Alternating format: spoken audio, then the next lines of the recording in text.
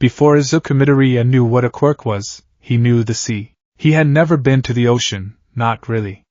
Dagoba Municipal Beach was less than an hour's walk from his apartment, but it was choked with rusted refrigerators, tires, and jagged metal. It didn't smell like the sea, it smelled like rust and decay. But in his dreams, the ocean was an endless, brilliant sapphire. It smelled of crisp salt, adventure, and the varnished wood of a ship that felt more like a home than any building ever could. In these dreams, Izuku wasn't a small, anxious boy living in Muzurifu, Japan. He was older. He had a scar under his left eye and another, massive, X-shaped burn marring his chest. He wore a straw hat that smelled of old sweat and sunshine. And he was surrounded by voices, loud, boisterous, laughing voices that called out to him. A swordsman with green hair, a navigator with bright orange locks, a chef with a curly eyebrow, a reindeer, a skeleton. Whenever he woke from these dreams, Izuku's small chest would ache with a profound, hollow longing. He would sit up in his All Might-themed pajamas, tears rolling down his freckled cheeks, mourning a family he couldn't name and a life he couldn't remember. And then, there was the heartbeat. Sometimes, when Izuku was very frightened or very excited, his heart didn't beat in the normal thump-thump, thump-thump rhythm. It shifted. It echoed in his ears like a rhythmic, ancient percussion, doom-da-da-da, doom-da-da-da, like drums. The drums of liberation. When the drums beat, Izuku felt an overwhelming urge to just laugh. To throw his head back and grin until his cheeks hurt. It was a stark contrast to his normally timid nature, an internal dichotomy that Izuku didn't understand, but one he lived with every single day. The day Izuku's world shattered was a rainy Tuesday. He was 4 years old, sitting on a crinkly paper-lined examination table in Dr. Tsubasa's office. He clutched an All Might action figure in his small hands, his legs swinging with nervous energy. "You should probably give it up," the doctor said. The words hit Izuku like a physical blow. The action figure slipped from his grasp, clattering onto the linoleum floor. "Inko Midoriya," Izuku's mother, gasped, her hands flying to her mouth. "Give it up? But doctor, surely there's a mistake. All the other children in his kindergarten have already manifested their quirks. Izuku is just a late bloomer, right?" Dr. Tsubasa sighed, pulling up an X-ray on the glowing light board behind his desk. It was an image of Izuku's left foot. "Mrs. Midoriya, the evolution of quirks in the human body brought about a streamlined physical form. We lost the extra joint in the pinky toe. As you can see here, Izuku has 2 joints. It's a hallmark of the quirkless. He will never develop a superhuman ability." Izuku stared at the X-ray. His vision blurred with tears. Quirkless. The word echoed in his mind, heavy and final like a tombstone. In a world where 80% of the population possessed some sort of miraculous power, being quirkless meant you were obsolete. You were fragile. You were a relic of a bygone era, Izuku. Inko whispered, her eyes welling with tears. That night, the rain continued to pour, tracing chaotic paths down the window of Izuku's bedroom. The room was dark, save for the glow of the computer monitor. On the screen, a familiar video played on loop, All Might's debut. The towering hero stood amidst the fiery wreckage of a disaster zone, laughing heartily as he carried a dozen civilians to safety. "Fear not! For I am here!" Izuku sat in his rolling chair, tears streaming down his face, his small body trembling. When the door creaked open and his mother stepped in, he slowly turned around, pointing a trembling finger at the screen. "Mom," he choked out, his voice cracking. Can I be a hero too? Even if I don't have a quirk?" Inko ran to him, dropping to her knees and wrapping her arms tightly around his frail shoulders. "I'm sorry, Izuku.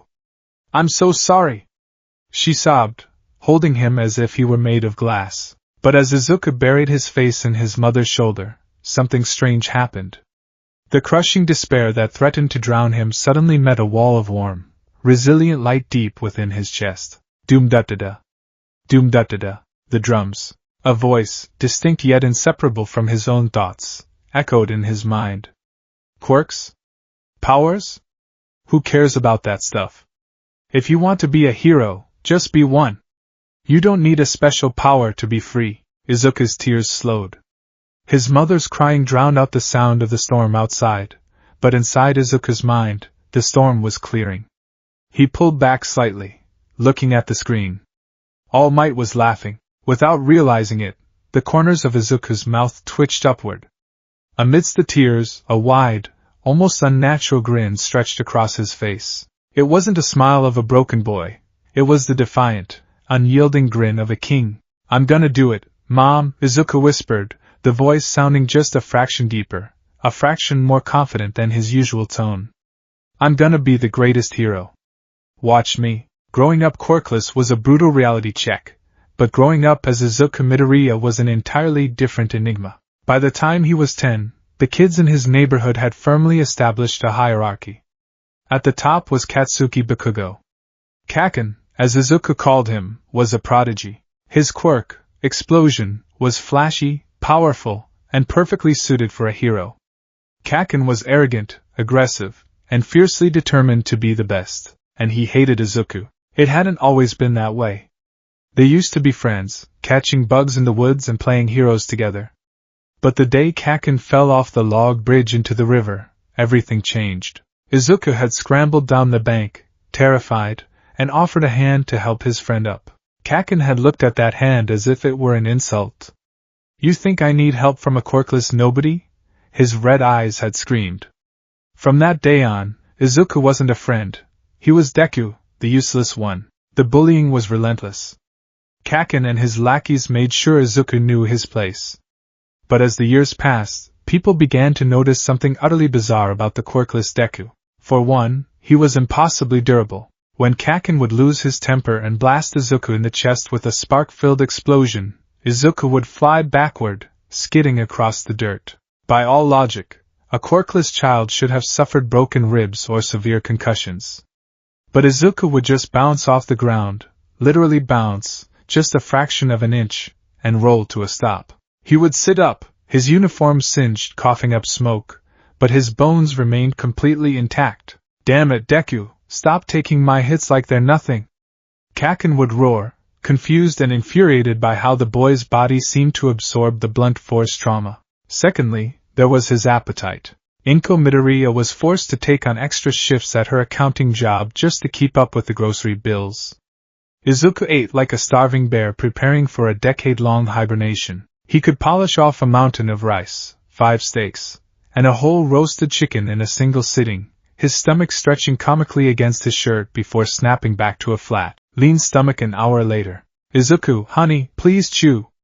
Inko would plead as Izuku swallowed a piece of meat the size of a baseball hole. "IOM chew." Izuku would muffle out through stuffed cheeks, grinning happily.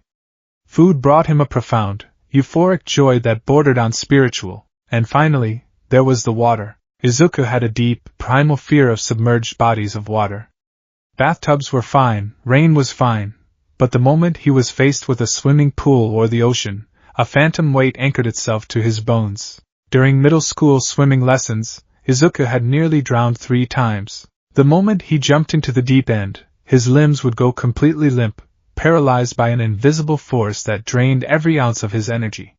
He would sink straight to the bottom like a hammer. After the 3rd time the gym teacher had to dive in and fish him out, Izuku was permanently excused from swimming class, labeled with extreme aquaphobia. These oddities made Izuku a paradox. He was a stuttering, anxious boy who mumbled incessantly while taking meticulous notes on hero quirks, yet he possessed an ironclad stomach, a body that refused to break, and moments of startling, carefree bravery. When Kaken pushed him too far, Izuku wouldn't cower. His emerald eyes would darken, losing their anxious tremor, replaced by an intense, unblinking glare that made even the explosive blonde take an involuntary step back. In those fleeting moments, Izuku didn't feel like Deku. He felt like a captain defending his ship. The morning of the incident began like any other in the 3rd year of Aldera Junior High. Izuku, now 14, sat at his desk in the back of the classroom. His head was down, his hand flying across the pages of Hero Analysis for the Future number 13. He was currently sketching out the mechanics of Empty Lady's gigantification quirk, muttering a mile a minute about mass-to-density ratios and structural integrity. "Since you're all 3rd years, it's time for you to think seriously about your future," the homeroom teacher announced, waving a stack of career aptitude papers. I'll pass out these handouts for your future plans now, but you're all pretty much planning to go into the hero course, right? He threw the papers into the air. The classroom erupted into cheers as students activated their quirks, stretching fingers, emitting minor light flashes, and floating objects. Yes, you all have wonderful quirks. The teacher laughed. But using your powers in school is against the rules, Sensei. Don't lump me in with these losers. The loud, arrogant voice cut through the noise. Kaken was leaning back in his chair, his feet resting on his desk.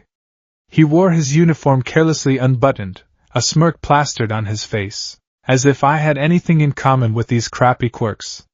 Mine is in a whole other league. The class erupted in angry protests, but Kaken just laughed, sparking explosions in his palms. Bring it on, extras! Bakugo, you're aiming for UA High, aren't you? The teacher noted, looking at a clipboard. A hushed silence fell over the room. UA High School was the pinnacle of hero education. It was the school All Might had graduated from. The acceptance rate was less than 2%. That's exactly why you guys are just extras. Kaken boasted, standing up and slamming his hands on the desk. I aced the mock test. I'm the only one at this school who stands a chance. I'll even surpass All Might and become the top hero out there. I'll carve my name into the annals of history. Oh, right, the teacher said casually, flipping a page. Midoriya wants to go to UA too, right? The silence that followed was suffocating. Izuku froze, his pencil snapping against the paper. He slowly shrank into his seat as every head in the classroom turned to look at him. For a second, nobody moved. Then, the entire class burst into uproarious laughter. Midoriya? No way! You can't get into the hero course just by studying. He doesn't even have a quirk. What's he gonna do, aggressively take notes at a villain? They got rid of that rule. Izuku stammered, standing up in defense, his face burning red. I could be the first one. I just have to try and… Boom! Before Izuku could finish, a blinding flash of heat and force slammed into his desk. The wood splintered and charred. Izuku was thrown backward, tumbling onto the floor. He didn't hit his head. As his back collided with the linoleum, his spine flexed in an unnatural, fluid arc, absorbing the kinetic energy perfectly. He rolled to a stop, completely unharmed but shaken. Kaken stood over him, smoke rising from his right palm. His red eyes were murderous. Listen up, Deku. You're even worse than the rest of these rejects.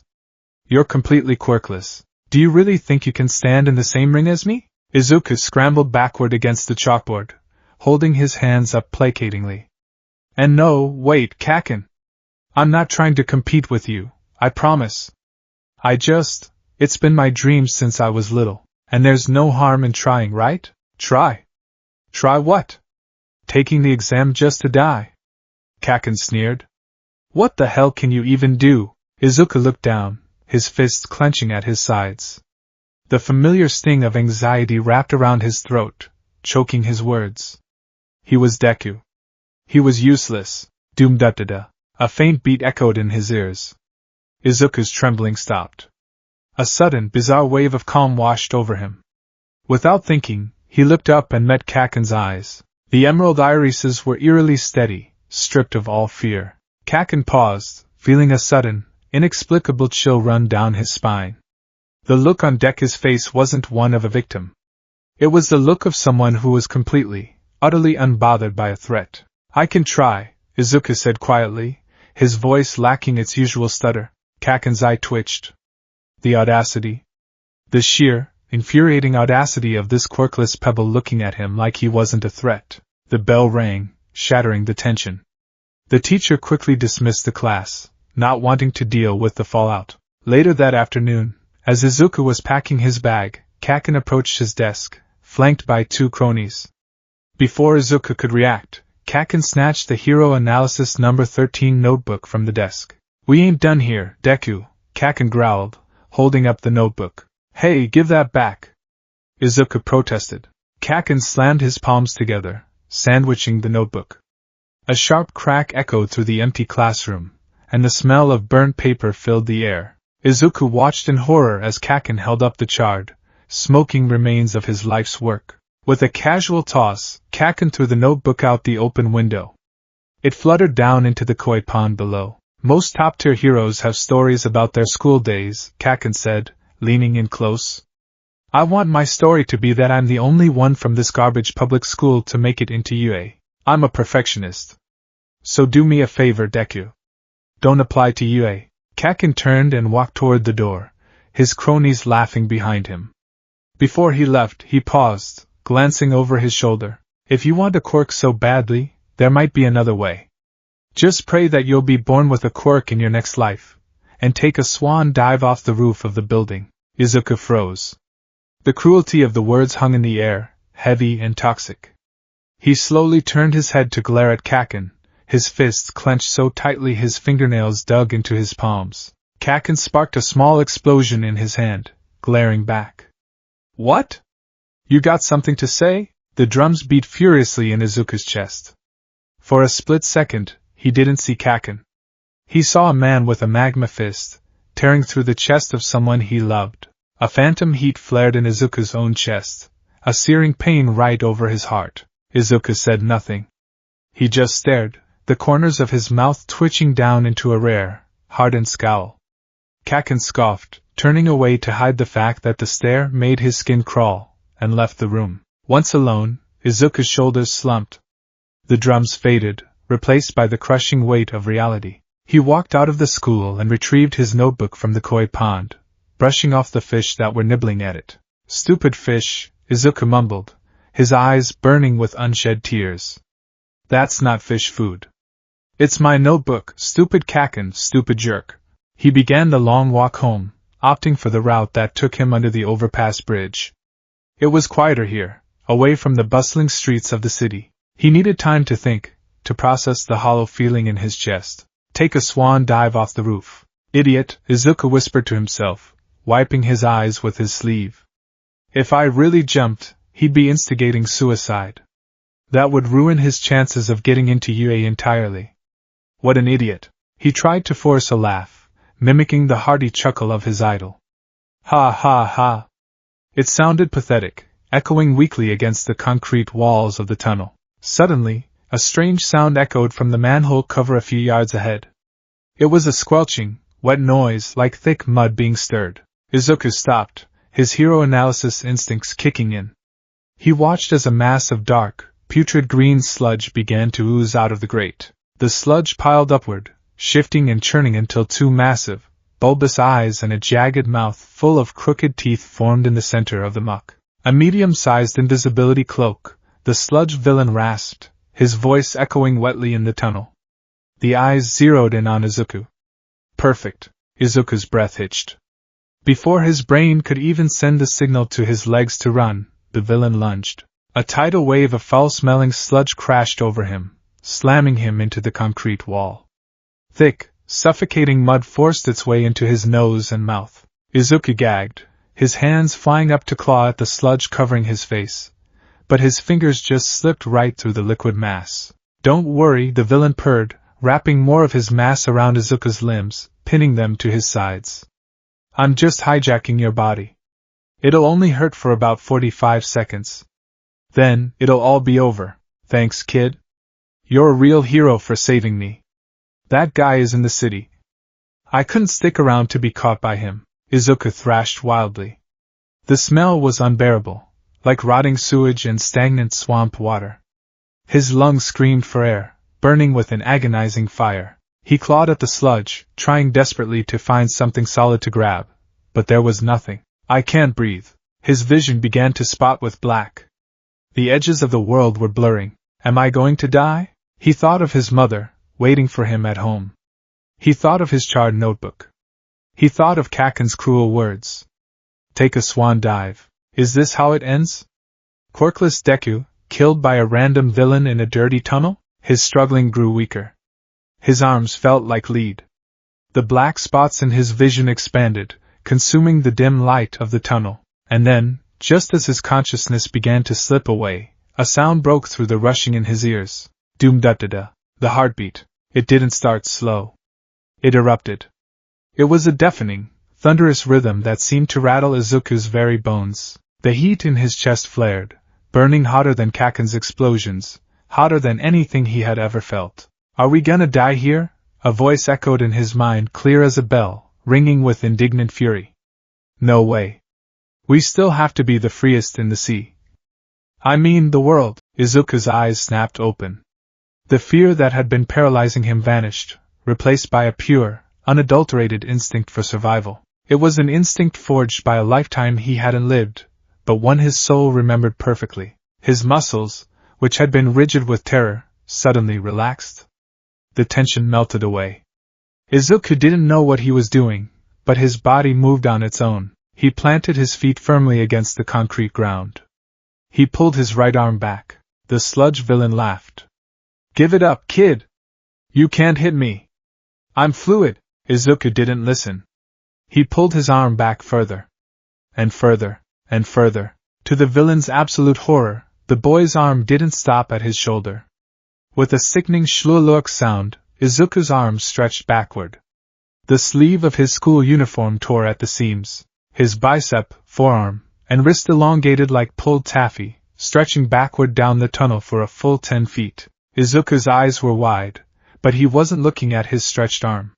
He was glaring directly into the villain's bulbous eyes with a fierce, manic grin. "What the hell are you?"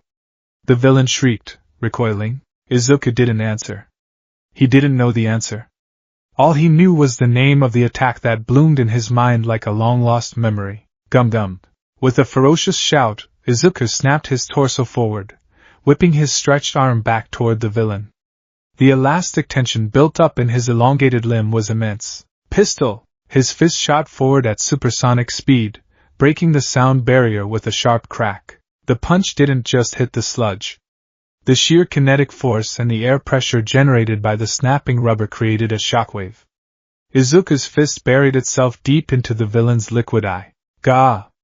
The villain roared in agony as the shockwave rippled through his fluid body, temporarily disrupting his viscosity. The sludge holding Izuku shattered like glass, exploding outward in a spray of green muck. Izuku fell to his hands and knees, coughing violently as oxygen rushed back into his burning lungs. He gasped, sucking in huge mouthfuls of air, his right arm snapping back to its normal length with the sound of a thick rubber band being released. He stared at his hands, trembling. His right arm was bruised, the skin red and steaming slightly from the friction, but it was perfectly intact. It stretched. "My arm stretched. You little brat!" the villain shrieked. The sludge was reforming rapidly, boiling with rage. The villain reared up, towering over Izuku, preparing to crush him under a massive wave of mud. "I'll kill you for that!" Izuku tried to stand, but his legs were like jelly. The adrenaline dump was immense. He had used a quirk. He had a quirk. His body wasn't normal flesh and bone, it was rubber. That's why he didn't break. That's why he bounced. But as the villain descended upon him, Izuku realized with grim certainty that he didn't have the stamina to dodge. Suddenly, the manhole cover down the tunnel exploded upward, clattering loudly against the concrete ceiling. A massive, imposing silhouette stepped out of the shadows. The sheer presence of the man seemed to suck the air out of the tunnel. "Fear not, kid!" A booming, larger-than-life voice echoed off the walls. The sludge villain froze, his eyes widening in pure terror. "No! It can't be!" The figure dashed forward with blinding speed. Izuku could only see a blur of red, white, and blue, and a flash of golden hair. "For I am here!" All Might pulled back his massive fist. The muscles in his arm bulged with unfathomable power. Texas. Smash! All Might threw the punch. He didn't even make contact with the villain. The sheer air pressure generated by the strike created a localized hurricane within the tunnel. The wind howled, a concussive blast of force that tore the sludge villain apart at the molecular level, scattering him into 1,000 tiny droplets of harmless rain against the tunnel walls. The gale-force winds hit Izuku, forcing him to cross his arms over his face. When the wind finally died down, the tunnel was eerily quiet, save for the patter of falling sludge. Izuku slowly lowered his arms. Standing before him, illuminated by the dim fluorescent lights, was the #1 hero. All Might in the flesh. He was massive, towering like a mountain of muscle, a bright, unwavering smile plastered across his face. All Might turned to the boy, placing his hands on his hips. Aha! Excellent work holding out, young man. I apologize for letting him get you involved. I was chasing this scoundrel through the sewers, and I lost him for a moment. Izuku stared. His mind, which had just undergone the shock of almost dying, awakening a dormant quirk, and accessing a past life memory, finally short-circuited. All Might was here. In front of him, the anxiety flooded back, washing away the fearless captain. All Might. I need an autograph. My notebook. Izuku scrambled to find his charred notebook, picking it up with shaking hands. But as he opened it, he saw a massive, sweeping signature already spanning 2 pages. He already signed it. Izuku shrieked, bowing so fast and so low his head bounced off the concrete floor with a quiet boing. Thank you so much. It'll be an heirloom. A family treasure. All Might laughed heartily. Glad to hear it. Now I must be off to turn this fellow into the authorities. Stay out of trouble, young man. All Might began sweeping the scattered sludge into 2 empty plastic soda bottles he pulled from his pockets. Izuku watched him, his heart pounding. The drums were quiet now, but the warmth remained. He had so many questions. He wanted to ask All Might if a quirkless kid could be a hero, but the words died in his throat. He wasn't quirkless anymore. He didn't know what he was. As All Might finished packing the bottles and prepared to leap away, Izuku felt that strange, compelling urge take over him again. The anxiety melted. The boy who dreamed of the sea surfaced. Izuku didn't think. He acted. As All Might crouched, power gathering in his legs, Izuku lunged forward and grabbed onto the hero's leg. Thanks for the save, old man. Izuku chirped, a wide, D-shaped grin stretching across his face. Wait, what are you doing? All Might shouted, but it was too late. He leaped. The force of the jump was like a rocket launching. The ground shattered beneath them, and they shot into the sky, tearing through the air at incredible speed. The G-force would have ripped a normal person's arms out of their sockets, but Izuku's arms just stretched slightly, his rubber joints expanding to handle the intense pull before snapping back tight against All Might's leg. Below them, the city of Muzurifu became a miniature model. The wind roared in Izuku's ears, whipping his green hair wildly.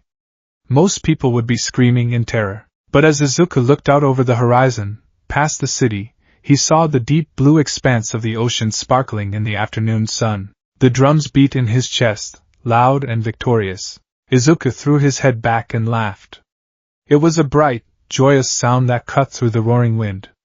Shishishi! This is awesome! All Might looked down at the boy clinging to his leg, utterly baffled. He's not scared at all. And did his arms just stretch? The flight was short-lived as All Might, feeling the sudden strain of his time limit approaching, hastily aimed for the nearest empty rooftop. They crashed down onto the roof of a 3-story office building, skidding to a halt. Izuku let go and tumbled onto the concrete, dizzy but exhilarated. Good grief, All Might groaned, rubbing his head. That was incredibly reckless, young man. If you had let go, you could have died. Izuku stood up, dusting himself off. The adrenaline was fading rapidly now, replaced by a bone-deep exhaustion. The immense caloric burn of using his rubber body for the first time was catching up to him. His stomach let out a thunderous, embarrassing growl that sounded like a dying beast. Sorry, Izuku muttered, swaying slightly on his feet. The world was starting to spin. I had to ask you something. I don't have time, kid. I have to go. All Might said, turning away, smoke beginning to billow from his massive frame. Wait. Izuku reached out a hand. The edges of his vision were going black again, not from suffocation this time, but from sheer exhaustion. The image of All Might began to blur. In Izuku's fading consciousness, the towering hero seemed to overlap with another figure, a tall, imposing man with a crescent-shaped white mustache, holding a massive bicento, looking down at him with stern but loving eyes. Can a guy with a rubber body? Izuku slurred, his eyelids drooping heavy. Become a hero who saves everyone with a smile? Before All Might could answer, the smoke completely engulfed him. There was a loud poof, and the towering number 1 hero vanished, replaced by a frail, skeletal man coughing up blood. But Izuku didn't see the transformation. His eyes rolled back into his head. As his knees buckled and he collapsed backward onto the roof, a wide, peaceful smile remained etched on his face. He was out cold, dreaming once again of the sea, the ship, and the endless horizon of freedom that awaited him. The concrete of the rooftop was rough and warm against Izuku's cheek, baked by the afternoon sun. As consciousness slowly clawed its way back into his mind, the first thing he registered was an overwhelming, hollow ache in his stomach. It was a hunger so profound it felt like a physical cavern had been carved into his abdomen. The second thing he registered was a horrific, wet coughing sound nearby. Izuku's eyes fluttered open. The bright azure of the sky filled his vision, cloudless and serene, a stark contrast to the absolute chaos of the last hour. He blinked, trying to clear the sluggish haze from his brain. I was flying.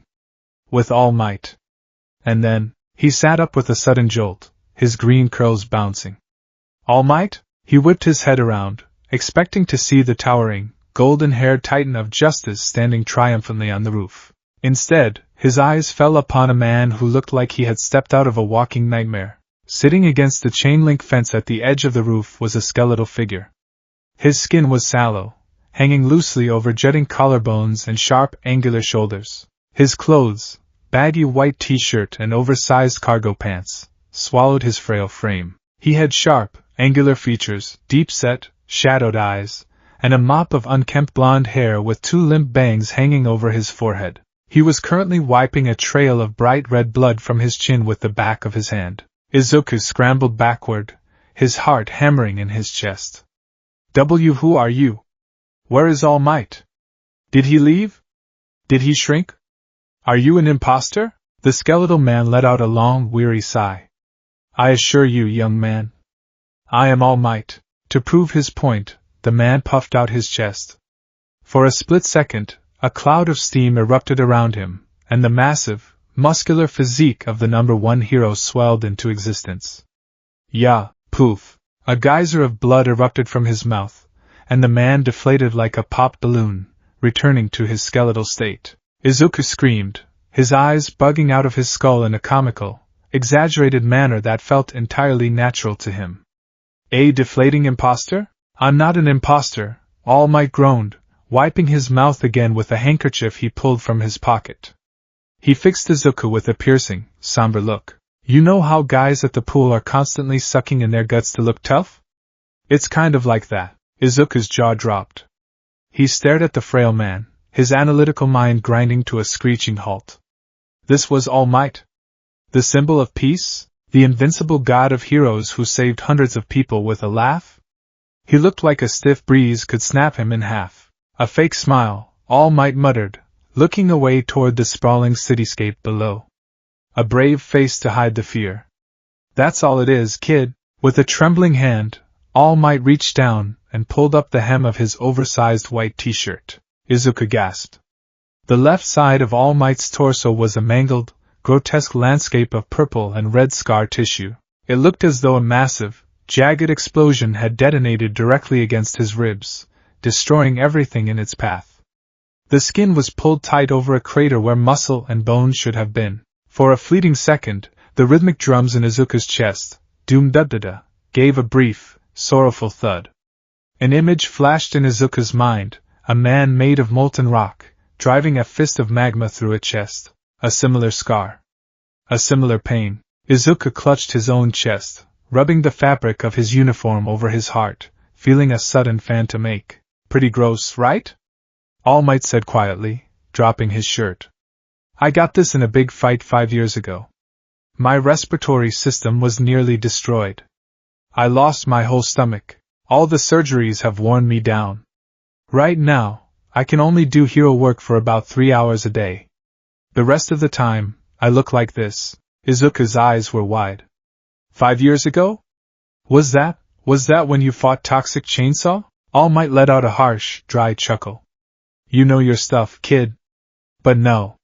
The punk who did this to me isn't a name the public knows. I made sure of that. I asked that this fight be kept entirely under wraps. A symbol of peace who saves people with a smile must never be daunted by evil. If the world knew I was this weak, the villains would rise up in an instant. All Might turned his hollow eyes toward Izuku. I am the pillar that keeps this society from crumbling. And I am breaking. The silence that followed was suffocating. The wind howled softly across the rooftop. Izuku looked down at his hands. His right arm, the one that had impossibly stretched like a rubber band just an hour ago, was still slightly red. Kid, All Might said, his tone shifting into something firmer. Before I ran out of time, you asked me a question. Izuku flinched. He had.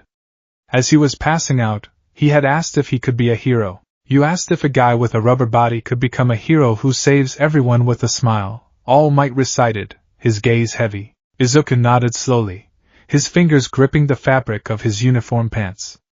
I've been quirkless my whole life, he admitted, his voice trembling. Everyone always told me I was useless, that I couldn't do it. But today when that sludge guy attacked me, my arm stretched. Like rubber.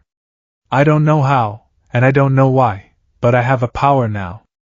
But it drained all my energy. I passed out after one punch. Can someone like me, who barely understands his own body, who has been weak his whole life, really stand on the same stage as you? All Might looked at the boy. He saw the desperation in his eyes, the deep-seated anxiety that 14 years of societal rejection had carved into him. Then, All Might thought of his own failing body. He thought of the villains lurking in the shadows, waiting for him to die. Heroics was not a dream. It was a meat grinder. A late-blooming quirk is exceedingly rare, but not unheard of, All Might began slowly. A rubber body is certainly a unique mutation. It explains how you survived that jump with me without your joints dislocating. But, All Might sighed, his skeletal shoulders slumping. You passed out from a single exertion. Pro heroes have to put their lives on the line every single day. They have to face down horrors that would freeze a normal person's blood. Having a quirk, even a new one, isn't enough to survive. It takes years of rigorous training, a body built for war, and a mind that won't break under the pressure. Izuku's breath hitched. I cannot, in good conscience, tell you that you can be a hero, All Might said, the words falling like anvil strikes. Not when you have no control over your power, and not when the reality of this job is so brutally dangerous.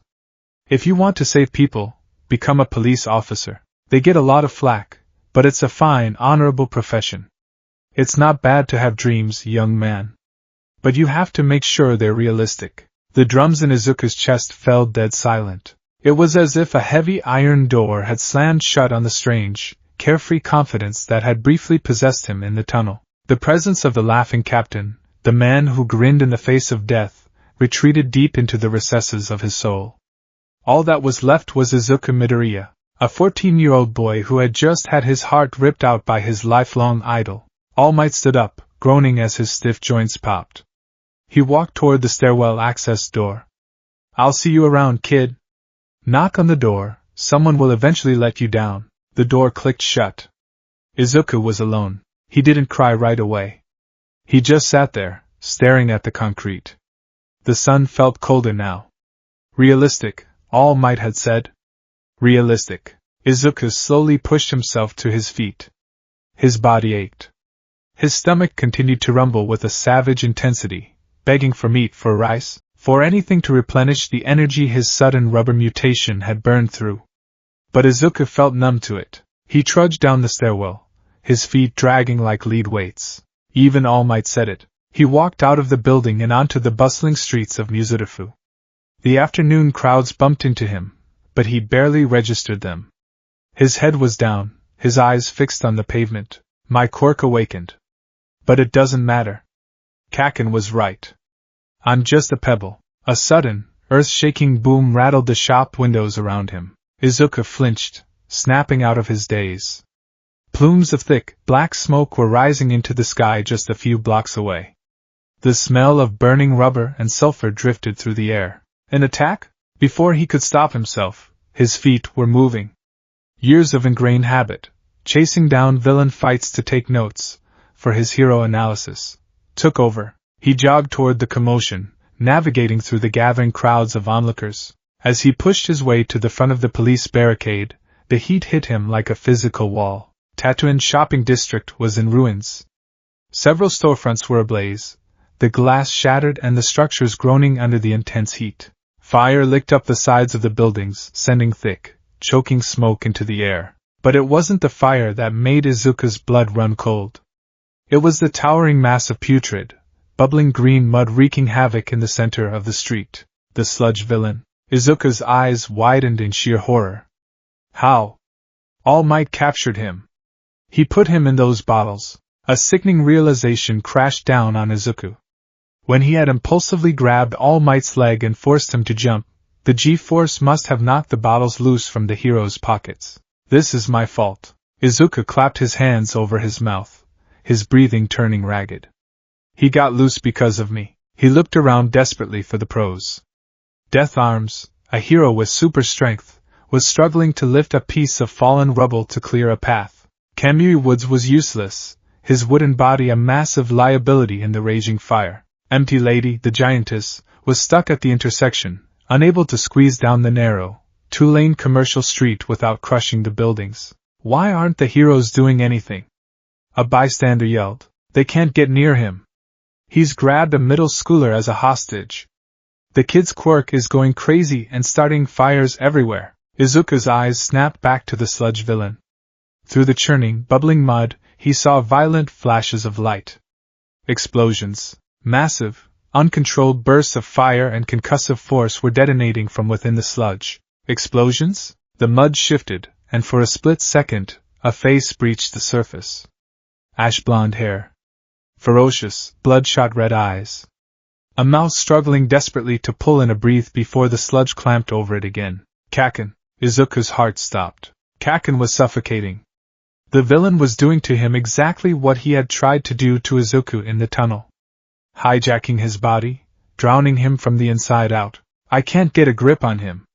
Death Arms roared, punching the sludge, only for his fists to sink uselessly into the mud. We just have to wait for someone with a suitable quirk. Keep the fires contained. Wait. Izuku thought, his mind spinning. Wait. He doesn't have time to wait. He's dying right now. Izuku looked at Kaken's face as it surfaced one more time. Kaken's eyes darted around frantically. For a fraction of a second, through the smoke and the fire and the crowd, Kaken's eyes locked onto Izuku's. There was no arrogance in those red eyes now. There was no superiority. There was only pure, unadulterated terror. It was a silent, desperate plea for help. Doom-da-da-da. The heartbeat. It didn't start as a faint rhythm this time. It exploded into existence, violent and demanding, a tribal war drum echoing in the hollow cavern of Izuku's chest. Nakama. The word drifted into his mind, foreign yet intimately familiar. Crewmate. Friend. But he hates me, Izuku's logical mind argued, the anxiety trying desperately to maintain control. He told me to kill myself. I don't care, the other voice, the deeper, wilder presence, roared back. No one dies in front of me. Nobody. Before Izuku even realized what he was doing, he had ducked under the police tape. Hey! Kid, stop! You'll get yourself killed! Death Arms bellowed, reaching out. But Izuku was already sprinting. His yellow backpack slipped from his shoulder, hitting the ground as his legs pumped furiously. The heat was searing, burning his cheeks, but he didn't care. The fear that had paralyzed him his entire life was completely gone, vaporized by the sheer, overwhelming force of his own inherited will. It's that brat from the tunnel! The sludge villain gurgled, its massive eyes widening as Izuku charged through the flames. You're dead! The villain whipped a massive tendril of thick, heavy mud toward Izuku, aiming to crush him into the pavement. Izuku didn't slow down. As the tendril swung at his head, his analytical mind and his new, wild instincts synchronized perfectly. I can't punch him. Blunt force just disrupts him for a second. I need to get Kaken out. Izuku slid on his knees across the hot asphalt, ducking under the sweeping sludge attack. As he slid, he kicked off his shoes. Take this! Izuku screamed. He didn't use a punch. Instead, he reached into his pocket, grabbed his bulky pencil case, and hurled it with all his might directly at the villain's eyes. The case popped open midair, showering the villain with pens, pencils, and sharp metal compasses. Gah! The villain shrieked as a compass point dug directly into its right eye. The sludge around Kaken loosened drastically as the villain lost focus. Izuku popped up from his slide, standing less than 10 feet from the towering monster. The fire raged around him, illuminating his face. He wasn't crying, he was scowling, his emerald eyes burning with a fierce, indomitable light. Kaken coughed violently as his mouth was freed from the sludge. Deku?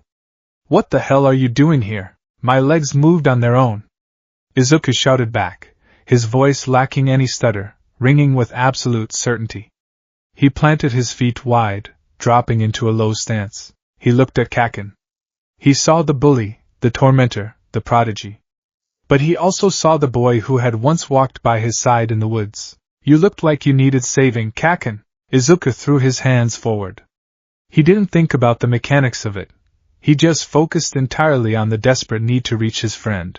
His arms snapped. With the sound of violently stretching rubber cables, both of Izuku's arms elongated, shooting across the 10-foot gap.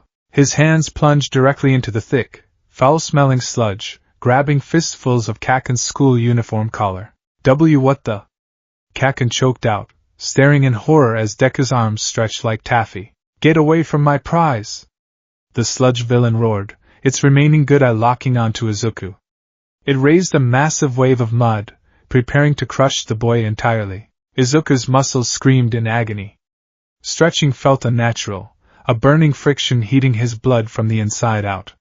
He planted his heels into the asphalt, leaning his entire body weight backward. GM, come here! Izuku roared. With a mighty heave, Izuku yanked.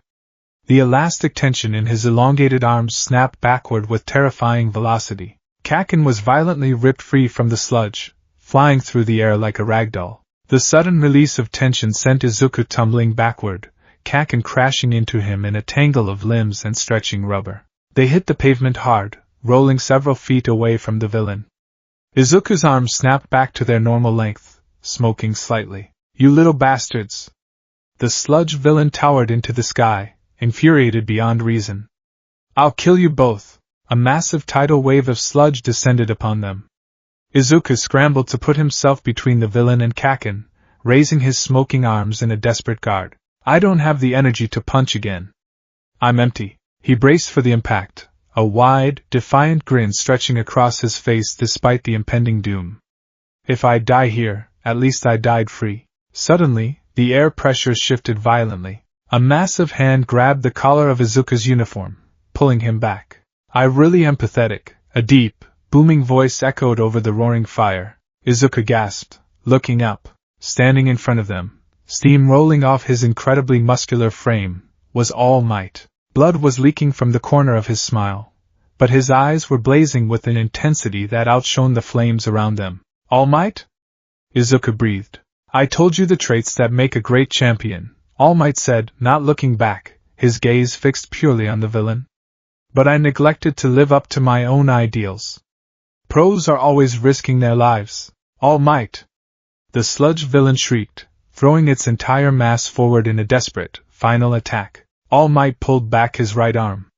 The muscles contracted, tearing the sleeve of his white t-shirt to shreds. He crossed his arms in an X shape, digging his boots into the cracked asphalt. Detroit. All Might threw both fists forward in a downward, crossing strike. Smash! The impact of the punch didn't just hit the villain. It hit the very atmosphere. A localized tornado erupted in the middle of the shopping district. The sheer kinetic force of the air pressure instantly obliterated the sludge villain, scattering its liquid body across a 2-block radius. The concussive wave blew the raging fires out in an instant, suffocating the flames by forcefully displacing all the oxygen in the area. Izuku and Kaken were sent tumbling backward by the gale-force winds, covering their faces. When the wind finally died down, a heavy silence fell over the street. All Might stood amidst the debris, his chest heaving, his massive silhouette framed against the darkening sky. And then, something wet hit Izuku's cheek. He looked up. Dark clouds had suddenly gathered overhead. Rain began to pour down in sheets, washing away the ash and soot. He changed the weather, a bystander whispered in awe. Just from the air pressure of his punch, the crowd erupted into deafening cheers. All Might! All Might! All Might. Izuku sat on the wet pavement, his body aching, his stomach cramping with a hunger so intense it made him dizzy. He looked at his hands, watching the rain wash away the grime. He had moved. When the pros stood still, he had moved. He wasn't useless. The aftermath was a blur of flashing police lights and paramedics. The pro-heroes descended upon Izuku the moment he was cleared by the EMTs.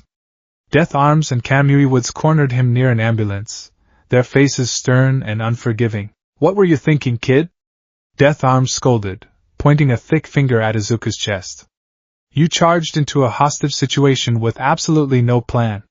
You got in our way. You could have gotten yourself and the hostage killed. And what was that quirk?" Kamui Woods added, his wooden eyes narrowing. "Stretching limbs like that, it's a powerful mutation, but you have zero control over it. You left yourself wide open. Leave the heroics to the professionals before you get hurt." Izuku bowed his head, staring at his soaked red shoes. "I'm sorry," he mumbled, though internally, he didn't feel sorry at all. The drums in his chest were a steady, calm rhythm, reassuring him that he had done exactly what he was supposed to do. A few yards away, the media was swarming Kaken. "Incredible resilience, young man," a reporter gushed, shoving a microphone in his face. "And what a powerful quirk. You held out against that monster for so long. With a quirk like yours, you'll be an amazing pro-hero one day." Kaken didn't look at the reporter. He was glaring past the cameras, his red eyes locked onto Izuku. His expression was a volatile mix of fury, confusion, and a deep, wounded pride. Once the police finally let them go, the sun had fully set, casting long, orange shadows across the damp streets. Izuku walked home slowly, his muscles burning with every step. The adrenaline had completely worn off, leaving him sluggish. He needed food. He needed about 50 bowls of ramen, specifically. "DKU." Izuku stopped, turning around. Kaken was marching down the street toward him, his fists clenched at his sides, his chest heaving. He stopped a few feet away, glaring at Izuku with a ferocity that made the air sizzle. "Listen to me, you quirkless, you." Kaken stumbled over the word, his eyes darting to Izuku's arms. He grit his teeth. "Whatever the hell that was back there. Whatever you're hiding, I didn't ask for your help. And you didn't save me. Got it?" Izuku blinked, his expression remarkably neutral. "I was perfectly fine on my own." Kaken yelled, his voice cracking slightly. "I don't owe you anything. You're still just a pebble in my path. Don't you dare look down on me, you damn nerd." Kaken spun on his heel and stomped away, his shoulders tense, disappearing around the corner. Izuku watched him go. A small, amused smile tugged at the corner of his mouth. Same old Kaken. He turned back toward his apartment, his stomach letting out another earth-shattering rumble. "Man, I hope Mom made katsudon. I am here!" Izuku shrieked as All Might suddenly dashed out from a nearby alleyway in his muscle form, sliding to a dramatic halt in front of him. "Hey, All Might?" Izuku yelled, jumping back. "What are you doing here? How did you get away from the reporters?" "Ha ha ha!" All Might laughed heartily, striking a heroic pose. "Shaking off the press is a piece of cake for a pro. For I am," poof, a geyser of blood, and All Might instantly deflated back into his skeletal form, collapsing onto his hands and knees in a coughing fit. "Iya! Are you okay?" Izuku panicked, waving his hands frantically. All Might wiped his mouth, waving Izuku off. "I'm fine, kid. I'm fine." He slowly stood up, leaning against a nearby telephone pole. The heroic bravado was gone, replaced by a deep, solemn sincerity. "Young man. I came here to thank you," All Might said, looking Izuku straight in the eye. "And to revise what I said earlier.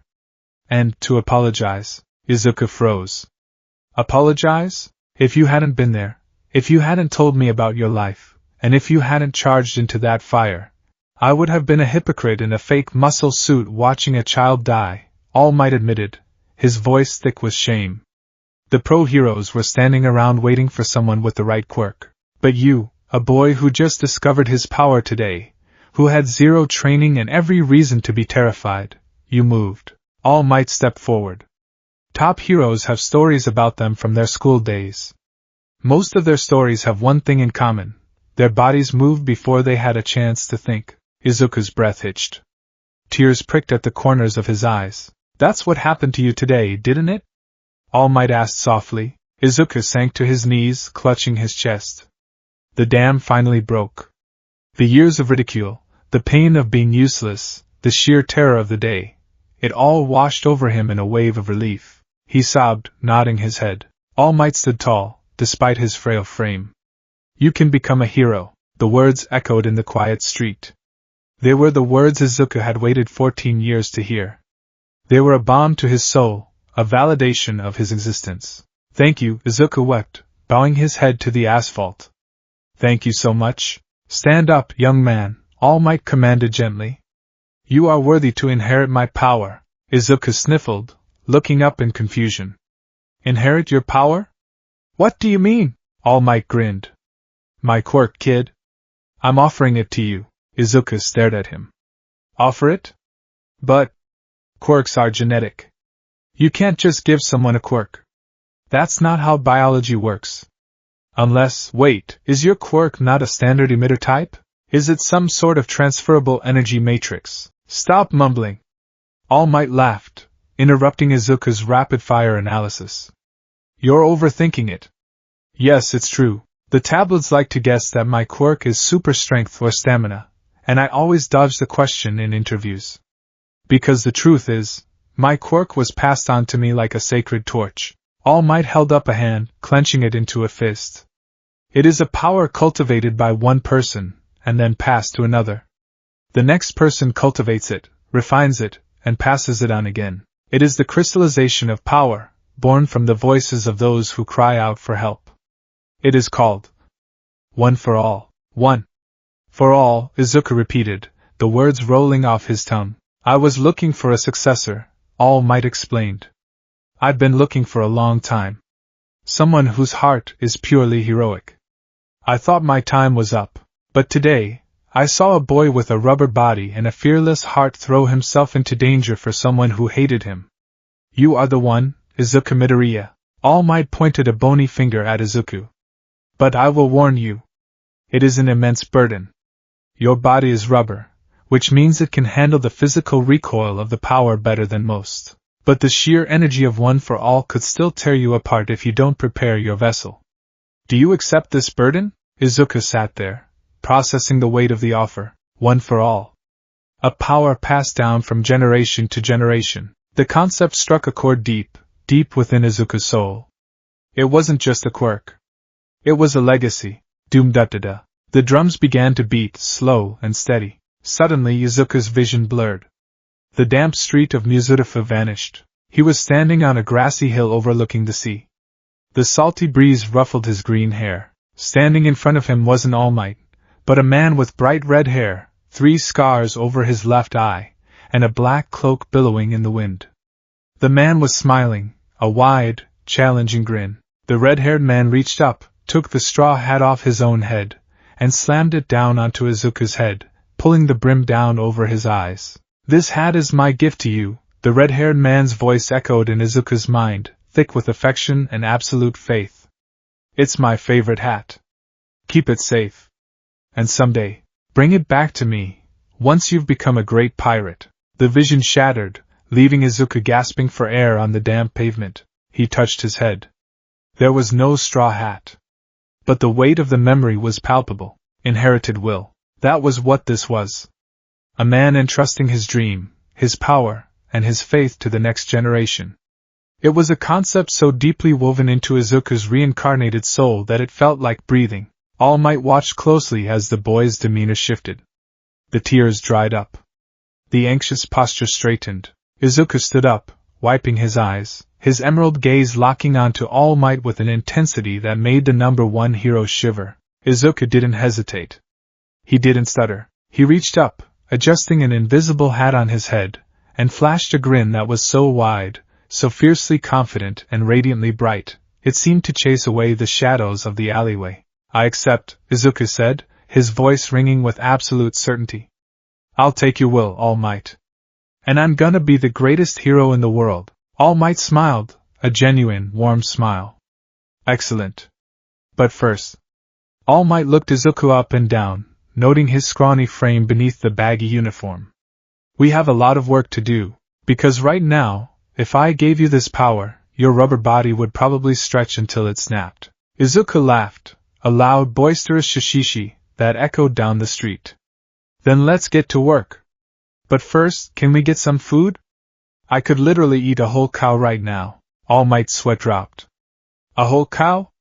Boy, you have an appetite. You have no idea, Izuku grinned, his stomach rumbling in agreement. The torch had been passed. The will was inherited. And the boy who dreamed of the sea had finally found his anchor. The fluorescent lights of the Mizudafu Municipal Ward office buzzed with a low, grating hum that usually set Izuku Midoriya's teeth on edge. Today, however, he barely registered the sound. He sat in the stiff plastic chair of the Quirk Registry Department, his legs swinging absent-mindedly, a massive, D-shaped grin plastered across his face. Next to him, his mother Inko was clutching a crumpled tissue, her eyes puffy and red from an entire morning of happy crying. I still can't believe it, Inko sniffled, blowing her nose loudly. A late bloomer. A 14-year late bloomer. Oh, Izuku, I knew you were special, but this is a miracle. Shishishi. Yeah, it's pretty great, Mom, Izuku laughed, reaching over to pat her arm.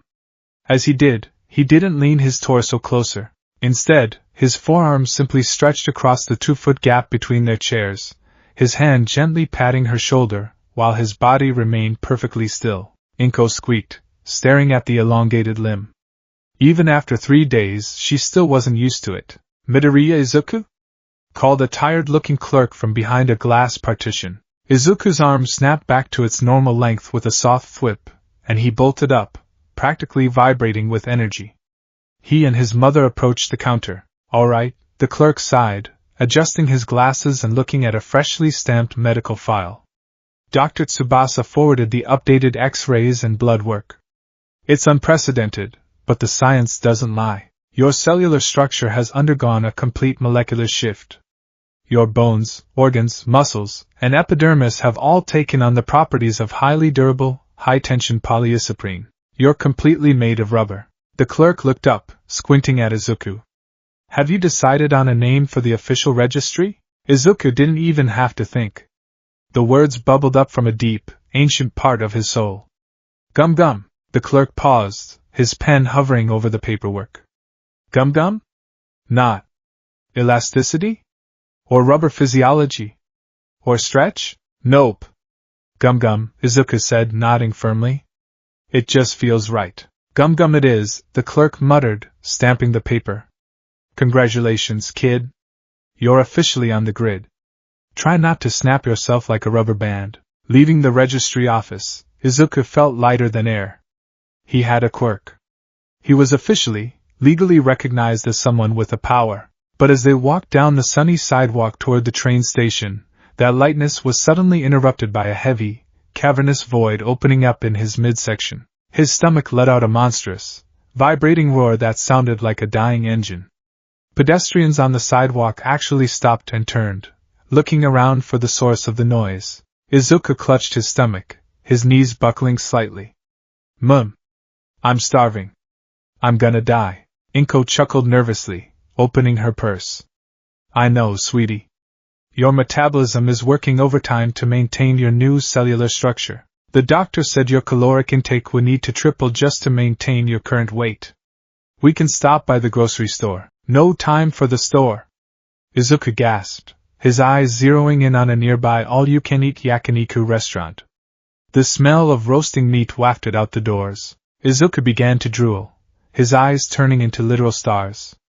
Meat! Before Inko could stop him, Izuku stretched his arms out, grabbed the door handles of the restaurant from 20 feet away, and slingshot himself inside. What followed was an hour of sheer culinary devastation.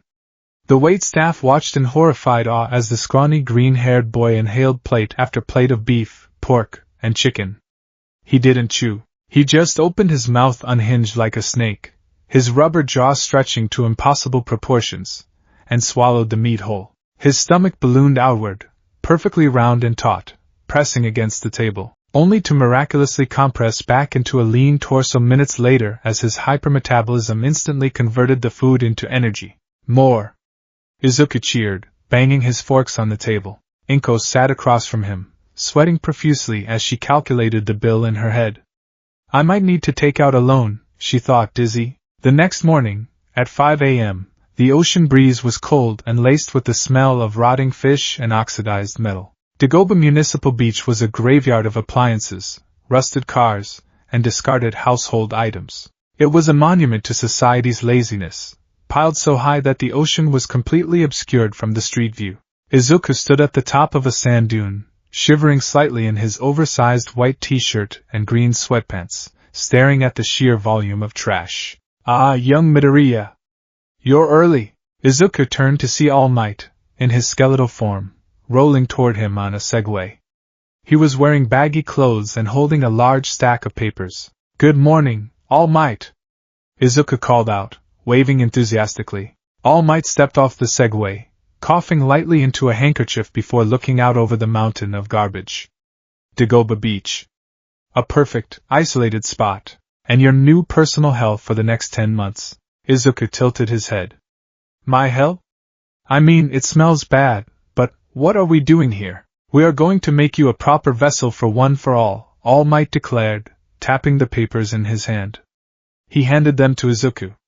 I call it the Aim to Pass, American Dream Plan. It is a meticulously designed workout and diet regimen tailored to get you ready for the UA entrance exam. Izuku looked down at the paper.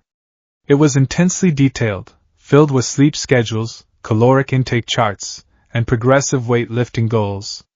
Izuku's analytical mind immediately went into overdrive. He pulled a notebook from his pocket and started muttering. If I'm moving heavy appliances, the kinetic friction coefficient of the sand will make it exponentially harder than dragging it on concrete. My rubber body provides excellent shock absorption, but it lacks rigid skeletal leverage. That means my fulcrum point is unstable. If I try to deadlift a refrigerator, my spine will stretch instead of transferring the kinetic energy to my legs, drastically reducing my lifting capacity. Therefore, I need to focus on building anchor point muscle mass, specifically in the core and lower body, so I can lock my joints in place at will before exerting force. All Might stared at the boy, who was now just a blur of rapid-fire murmurs and scribbling pencil lead. Midoriya! All Might barked, clapping his hands. Izuku snapped out of his trance, blinking. Sorry. I was just doing the math. The math is fine, young man, but you're missing the point, All Might said, leaning forward.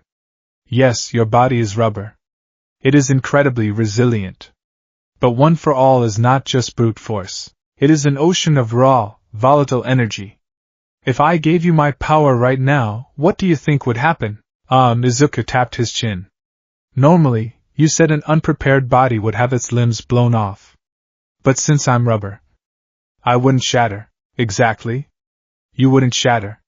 You would melt, All Might said grimly. Izuku paled. Melt? Rubber expands when it's hot, and it snaps when its tension limit is exceeded, All Might explained, drawing a circle in the sand with his shoe. One for All generates an incredible amount of internal pressure and heat. If your muscles aren't thick and dense enough to contain that energy, your rubber veins will expand like overinflated balloons. You will literally cook from the inside out, and your tension limit will snap. We are here to build the density of your muscles. And you're going to do it by cleaning this entire beach. Izuku looked at the miles of piled trash. Any normal 14-year-old would have cried or complained, but the drums in Izuku's chest gave a slow, steady thump. He didn't see a chore. He saw a mountain to climb. He saw a challenge standing between him and his absolute freedom to be a hero. Izuku broke into a massive grin. Shishishi. All right.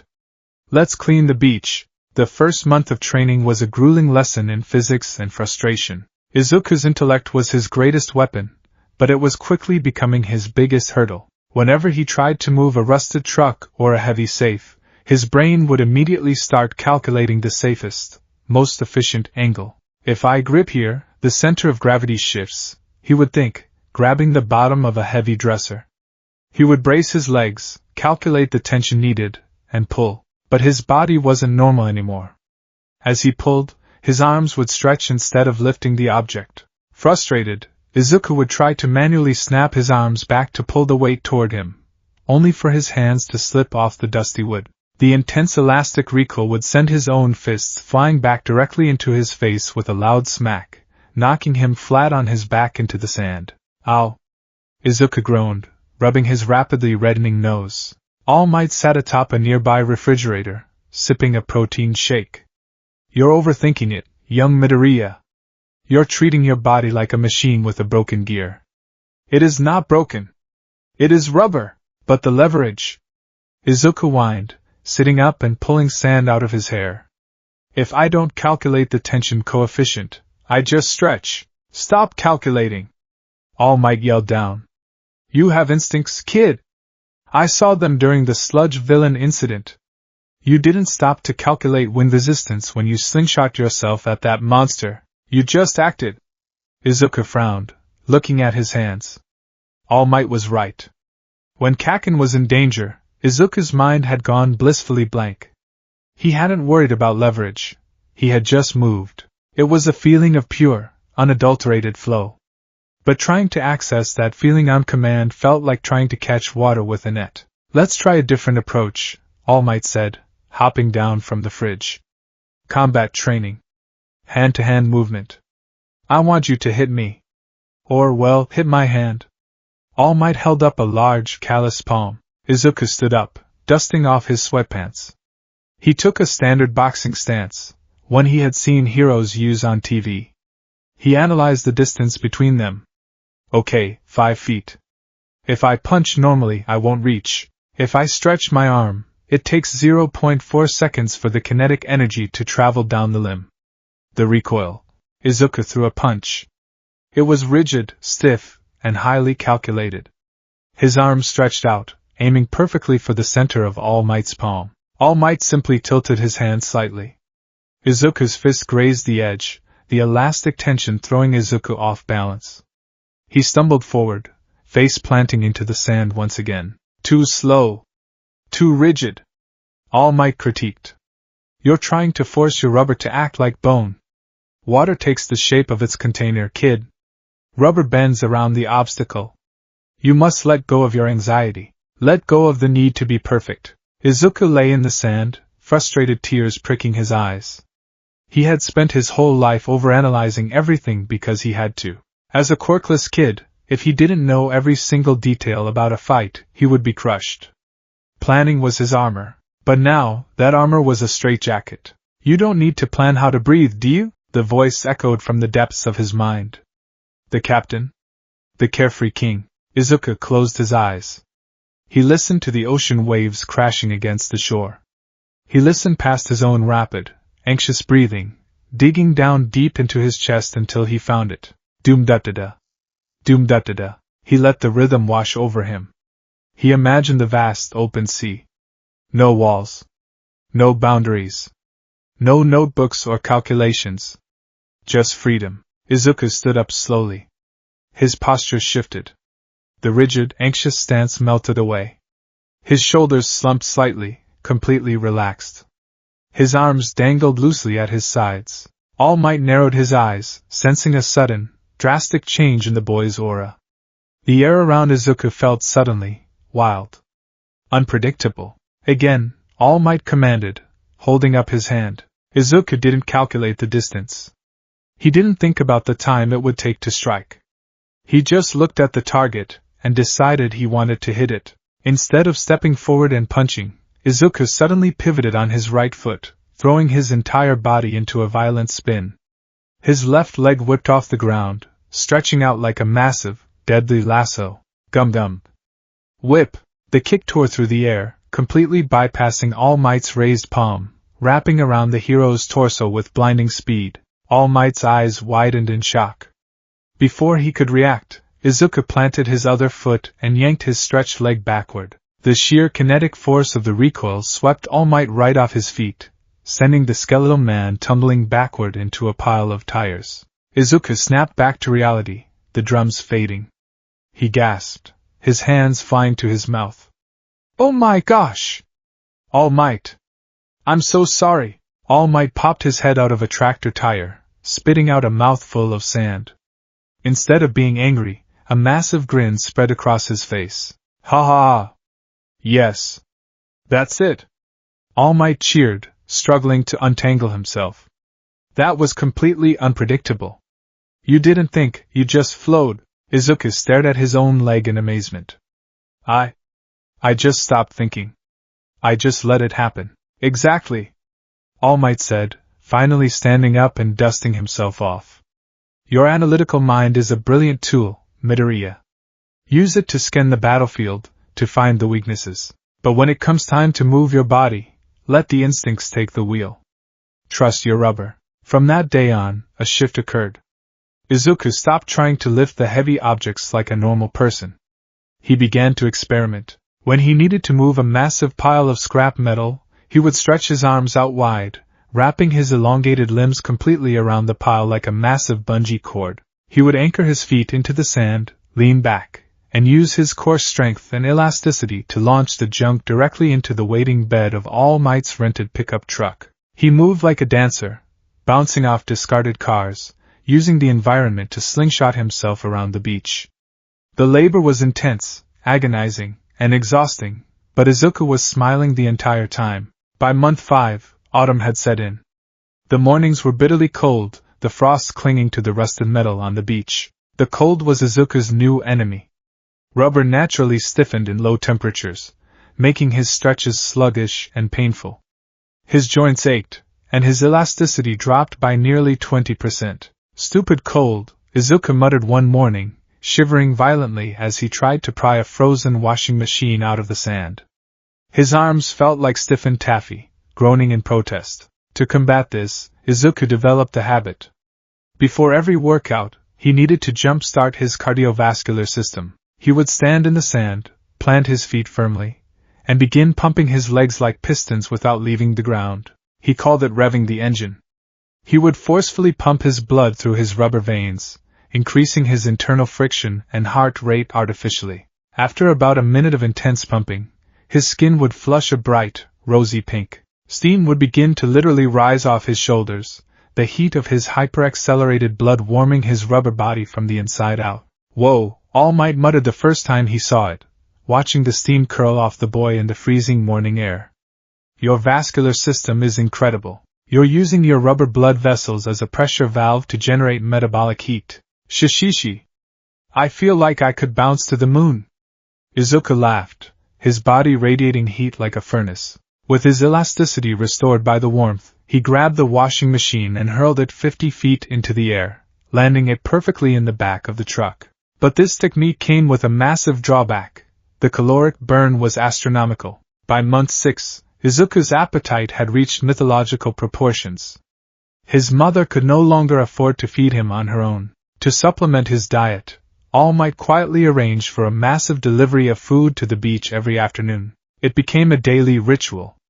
After 6 hours of bone-crushing labor, Izuku and All Might would sit on a relatively clean patch of sand. All Might, lacking a stomach, would slowly nibble on a plain saltine cracker or sip a small protein shake. Izuku, on the other hand, sat before a literal mountain of food provided by local catering companies paid off by the #1 hero. There were entire roasted pigs, dozens of whole fish, vats of rice, and towers of steaming noodles.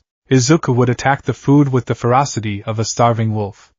He didn't use utensils. He would grab a whole roasted chicken, shove it into his mouth, crunch loudly, and pull the completely clean skeleton out a second later. Midoriya, please remember to breathe, All Might would caution, sweat dropping as Izuku unhinged his jaw to swallow a watermelon whole. I am fine. Izuku muffled, his cheeks stretched out a full foot on either side of his face. He swallowed hard, the watermelon sliding visibly down his throat until it hit his stomach, stretching his shirt outward in a comical sphere. A few seconds later, his hypermetabolism kicked in, and the sphere vanished, returning his stomach to its now rock-hard, muscular state. It's fascinating, All Might mused, taking notes on a small pad. Your body requires so much energy to maintain its elasticity, and heal micro-tears that you digest food almost instantly. You're a biological furnace. Food is power! Izuku cheered, grabbing a massive slab of ribs. He paused, a momentary look of sadness flashing across his face. Man! I wish Sanji was here. His cooking is the best. Izuku blinked, freezing in place. The rib slipped from his fingers, falling back onto the plate. All Might looked up. Sanji? Who is that? A friend from school? Izuku sat perfectly still, staring at his hands. I don't know. His brow furrowed. The name had slipped out of his mouth as naturally as breathing, yet he had no idea who it belonged to. Sanji. The name tasted like spicy curry, smelled like cigarette smoke, and felt like home. But the memory was locked behind a thick pane of foggy glass in his mind. Just a dream, Izuku whispered, shaking his head and plastering a smile back on his face. Never mind. Past the soy sauce. But the phantom memories began to occur more frequently. As Izuku grew stronger, as his body adapted to the wild, free-flowing combat style of his instincts, the lines between Izuku Midoriya and the man he used to be began to blur. Sometimes, when he laughed, it didn't sound like a 14-year-old boy. It sounded deep, booming, and commanding. Sometimes, he would look at the ocean, and a wave of homesickness so potent it brought him to his knees would wash over him. He missed a ship with a lion's head. He missed the feeling of a straw hat on his head. He missed his crew, but Izuku never let it drag him down. He used the phantom emotions as fuel. If his soul was crying out for a crew, he would just have to find a new one at UA. He would build a new family. He would become a hero who protected them all. Month 10. The morning of the UA entrance exam. The sun was just beginning to peek over the horizon, painting the sky in brilliant hues of orange, pink, and gold. The ocean waves crashed gently against the shore, the sound crisp and clear. All Might drove his truck down the coastal road, yawning softly. He parked at the top of the stairs leading down to Dagobah Beach. He looked at his watch. 6 a.m. All right, let's see how much he managed to finish, All Might muttered, stepping out of the truck. He walked to the railing and looked down. All Might froze, his jaw practically detaching from his skull. The beach was completely empty. Not a single tire. Not a single refrigerator. Not a single piece of scrap metal remained. For miles, there was nothing but pristine, untouched white sand, glowing beautifully in the morning light. The ocean, which had been hidden for years by a mountain of filth, sparkled brilliantly, meeting the sand in a gentle embrace. Oh my goodness, All Might breathed, his eyes wide. Standing at the very edge of the water, a silhouette was cast against the rising sun. Izuku stood barefoot in the wet sand. He wasn't the scrawny, trembling boy he had been 10 months ago. His shirt was off, discarded somewhere up the beach. His physique had completely transformed. He was lean, but corded with dense, incredibly tightly wound muscle. His 8-pack was sharply defined, his shoulders broad, and his chest firm. He looked like an Olympic gymnast, built entirely for speed, agility, and explosive power. His skin was lightly tanned from months in the sun, and a faint, rosy steam rose from his shoulders in the cool morning air. Izuku was looking out at the endless expanse of the ocean. The waves lapped gently over his feet. All Might walked down the stairs, his footsteps soft in the sand. As he approached, he expected to see Izuku cheering, or crying tears of joy over his accomplishment. Instead, Izuku was standing perfectly still, his head tilted back, staring at the horizon. A single tear rolled down his cheek, catching the morning light before falling onto the sand. Midoriya? All Might called out softly, not wanting to break the spell. Izuku didn't turn around immediately. He kept his eyes on the horizon. The drums in his chest were beating a slow, mournful, yet beautiful rhythm. For a fleeting second, painted against the rising sun, Izuku saw the silhouette of a magnificent ship with a sunflower bowsprit riding the waves. He heard the clinking of mugs, the laughter of a swordsman, the bright voice of a navigator, the cheerful tunes of a skeletal musician. I'm doing it, guys, Izuku thought, a wistful smile spreading across his face. I'm setting sail again. Watch over me. The phantom ship vanished into the light, leaving only the beautiful, empty ocean. Izuku wiped the tear from his eye and spun around, flashing All Might a grin so blinding it rivaled the sun itself. I did it, All Might.